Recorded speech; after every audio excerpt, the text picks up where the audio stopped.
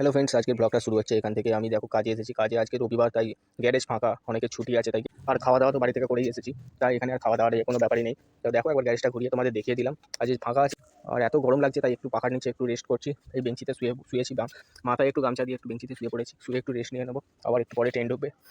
আর আজ গ্যারেজে আমি একাই আছি, ছুটি আছে, তাই একটু রেস্ট নিচ্ছি। একটু পরে ট্রেন ঢুকলে আবার খাটতে হবে।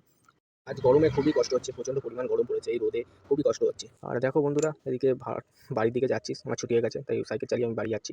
ওকে বন্ধুরা, বাড়ি চলে যাচ্ছি, এসে গা হাত ধুয়ে নিলাম, ভালো করে ফ্রেশ হয়ে নিয়েছি এবার। আর ওয়াইফ বলেছিল একটা তরমুজ নিয়ে আসতে, তাই তরমুজ নিয়ে এসেছি সাথে করে। তো দেখো এবার তরমুজটা কাটবো, ওয়াইফের অনেকদিন থেকে ইচ্ছা করছে তরমুজ খাবে। তরমুজটা আমি ভালো করে কেটে নেবো, কেটে নিয়ে তোমাদের দেখাচ্ছি তরমুজটা কিরকম করে কাটলাম। তো দেখো ভিতরটা বেশ ভালোই লাল, আর খেতেও দারুণ মিষ্টি ছিল। তো বন্ধুরা, তরমুজ কাটা হয়ে গেছে, দেখো তরমুজটা খুব সুন্দর খেতে ছিল আর ভালো লাগলো খেয়ে। আর এবার রাতের ডিনারটা করে নেবো। রাতের ডিনারে রয়েছে মাংসের তরকারি আর রুটি। ওকে বন্ধুরা, ভিডিওটি ভালো লাগে like comment share and subscribe করে আমার পাশে থেকো। ওকে বন্ধুরা।